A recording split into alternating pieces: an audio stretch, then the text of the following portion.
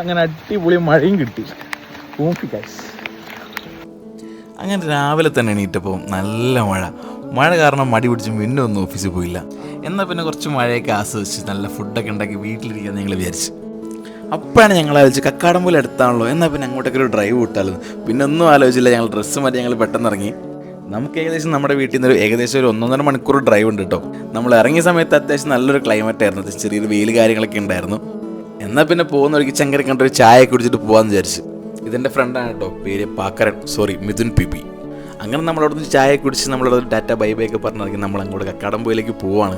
റോഡൊക്കെ നന്നാക്കിക്കൊണ്ട് അത്യാവശ്യം നല്ലൊരു അടിപൊളി ഡ്രൈവ് കിട്ടും. ഞങ്ങൾ ആദ്യം പോയത് ഒരു വ്യൂ പോയിന്റിലാണ്. പക്ഷേ അവിടെ അത്യാവശ്യം ക്രൗഡൊക്കെ ഉള്ളതുകൊണ്ട് അവിടെ നിന്ന് പെട്ടെന്ന് ഇറങ്ങി. ഞാനും മിന്നും മാത്രം ഉണ്ടായിരുന്നുള്ളൂ. ബട്ട് പോകുന്ന വഴിക്ക് ഞങ്ങൾക്ക് ഫാസിലിനെയും കൂടി കിട്ടി. മച്ചാൻ പറഞ്ഞു ഇതൊന്നും അല്ല സ്പോട്ട്, ഞാൻ കൊണ്ടുപോകാമെന്ന് പറഞ്ഞു. അവൻ ഞങ്ങൾ സ്പോട്ടിലേക്ക് കൊണ്ടുപോയി. ഇതാണ് ആ സ്ഥലം, ഒരു രക്ഷയില്ല കേട്ടോ. അധികം ക്രൗഡ് കാര്യങ്ങളൊന്നുമില്ല അവിടെ, ഭയങ്കര പീസാണ്. ഒരു ഏകദേശം ഒരു 40-50 km/h അത്യാവശ്യം നല്ല കാറ്റ് വീശുന്നുണ്ട് അവിടെ. സ്ട്രെസ്ഡായി നിൽക്കുന്ന സമയത്ത് അത്യാവശ്യം ഒന്ന് റിലാക്സ് ആകാൻ പോയി നിൽക്കാൻ പറ്റിയ സ്ഥലമുണ്ടോ, നിൽക്കുന്ന നിപ്പൊക്കെ ഉണ്ടല്ലേ. അങ്ങനെ ഏകദേശം ഒരു 1.5 മണിക്കൂർ ഞങ്ങളവിടെ സ്പെൻഡ് ചെയ്തിട്ട് കുറച്ച് ഫോട്ടോസ് വീഡിയോസൊക്കെ എടുത്ത് കണ്ടന്റിന് വേണ്ടിയിട്ടുള്ള സാധനങ്ങളൊക്കെ എടുത്തിട്ട് ഞങ്ങളവിടെ നിന്ന് എല്ലാവരും ഇറങ്ങാനുള്ള പരിപാടിയായിരുന്നു. അപ്പം തന്നെ കറക്റ്റ് സമയത്ത് ഒരു മഴക്കാറും.